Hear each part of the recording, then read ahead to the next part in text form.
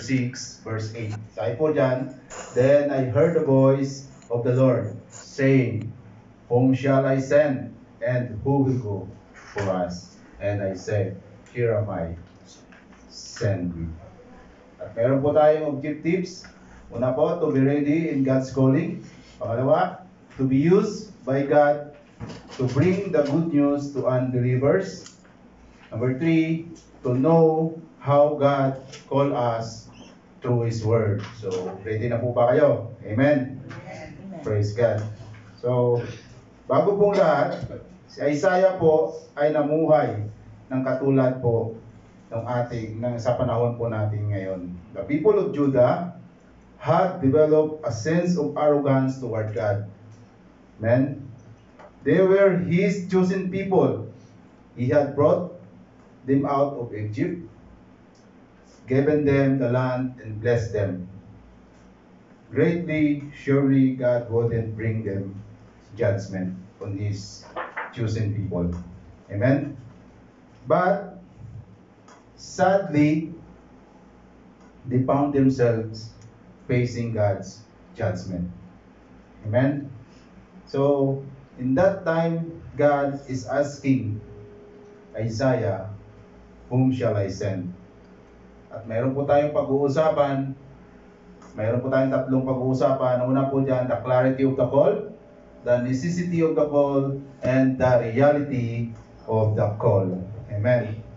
So, una po, sa the clarity of the call, makikita po natin dyan sa verse 8, sabi po riyan, "Then I heard the voice of the Lord, Whom shall I send, and who will go for us?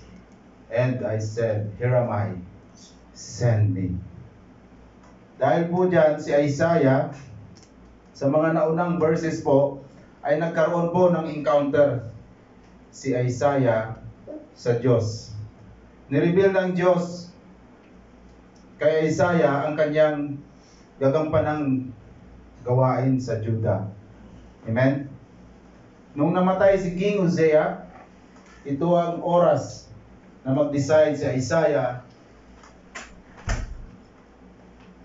sa kanila. Ito ang oras mag-decide si Isaiah. Parang ganun din na malinaw ang mensahe ng Diyos kay Isaiah, katulad din sa panahon natin ngayon. Amen?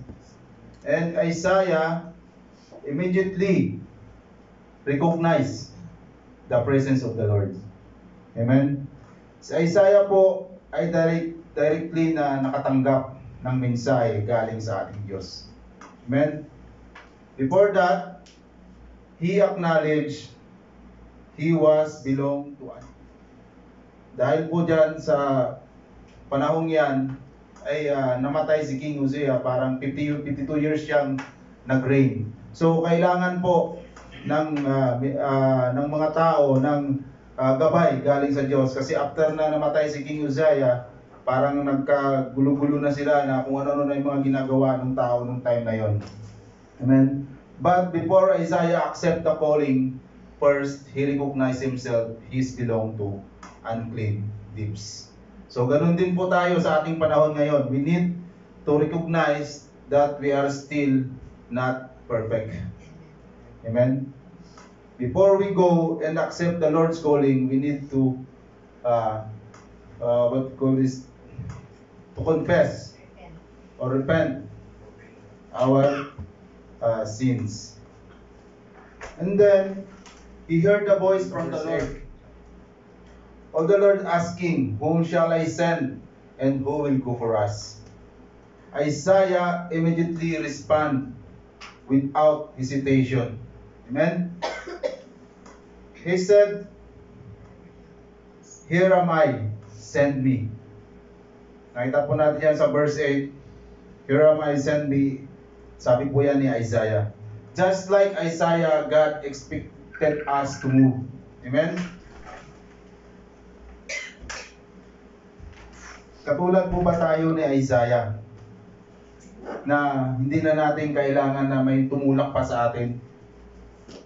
Amen? We need to volunteer ourselves in serving the Lord. Just like Isaiah did. Serving the Lord is a serious endeavor. Amen? Hindi lang tayo ligtas para punan lang ang mga bakanting upuan yan. Amen? Kung makita natin, kaya lang tayo gusto natin mag-share para lang na mapunan yung upuan. Hindi po ganun. Dapat mayroon po tayong compassion sa mga kaluluwa. We need to share the word because kailangan po nila ng kaligtasan na nanggagaling sa ating Diyos. Amen? Sabi ko nga kanina, hindi lang tayo ligtas para punan lang ang ating simbahan.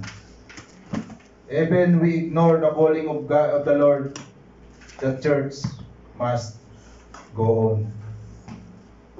Sabi nga, kahit nandyan tayo, wala man tayo, ang simbahan ay magpapatuloy dahil ito ang nais ng Panginoon.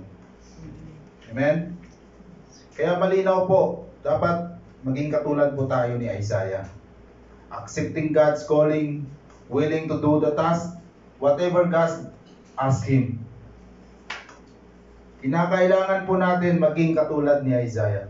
Accepting God's call is not, sabi ko nga, hindi to easy task, hindi na to madaling trabaho para ganun-ganun na lang. Pero ang tanong is are you willing to go for God? Amen, praise God. Or are you willing to share Jesus to our lost and dying world? We need to have the desire to do these duties. Sabi nga po doon, malala ko lang sa pinag-aralan noon sa Ecclesiastes, serving the Lord is the everyone duties. Hindi lang po, dapat po tayo maging sa ating lahat. Sir Jesus, tayo lamang po ang makakasagot sa ating sarili. We need to accept it or reject. Amen? So dahil nga po si Isaiah, tinanggap niya yung calling ng ating Panginoon. Bakit niya tinanggap kaya yung calling ng ating Panginoon? Dahil po dito sa ating pangalawang pag-uusapan, yung necessity of the call. Dahil pa ito po yung kailangan ng Judah nung time na yon. Kaya tinanggap ni Prophet Isaiah yung calling sa ating Panginoon. Sabi nga po dito, the people of Judah were in great need. They were living in prosperity, but spiritually dead like us today. Amen? Kaya ganun na lang po yung pangangailangan ng panahon na yon. Kaya ganun din po sa panahon natin. Hindi po naiiba. Sabi nga rin po ulit sa Ecclesiastes, nangyari na po ulit noon yan. Paulit-ulit nangyayari. So bakit? Dahil, tingnan nyo po dyan, sabi po dyan, their heart has gallows. Sa verse 15.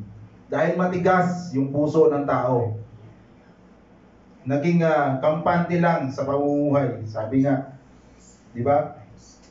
Namuhay sila sa prosperity, pero yung spiritually dead. Kaya ganun din po sa panahon natin ngayon. We seek what we desire. Pleasure, fleshly desires. No longer conviction with the Spirit. Nahanap lang natin yung kagustuhan ng ating katawan. Pre, masarap eh. Sabi nila, masarap pag bawal. Amen po ba tayo doon? Kaya yun po yung ni Isaiah. Dahil gusto ni Isaiah na mabigyan ng kaligtasan yung pang Judah nung panahon na yon. Dahil nga, parang napariwara na sila. Magawa na sila ng mga idolatries, nagkakanya na sila ng sinasamba-samba, at gumagawa sila ng mga hindi karais-nais sa harapan ng Panginoon. Amen? Naging matigas ang ating puso. Sabi nga dyan, nagbubulag-bulagan lang ba tayo? Or nagbibingi-bingihan? Makikita po natin dyan sa verse 15. Narinig po natin pero nagbibingihan pa rin tayo o nagbubulag-bulagan. Amen? Kaya na lang tinawag ng Diyos, warn them and to return to God. Amen? Tumalikod sa kanilang mga kasalanan. God will help them. Sabi po dyan sa verse 15. Kaya napakaganda po ng buhay ni Isaiah. Dahil nandun yung kanyang pagnanais na ma-share yung word ng ating Panginoon. Amen? Ito ang kailangan nating gawin. To continue, share the salvation to unbelievers. Amen? Even though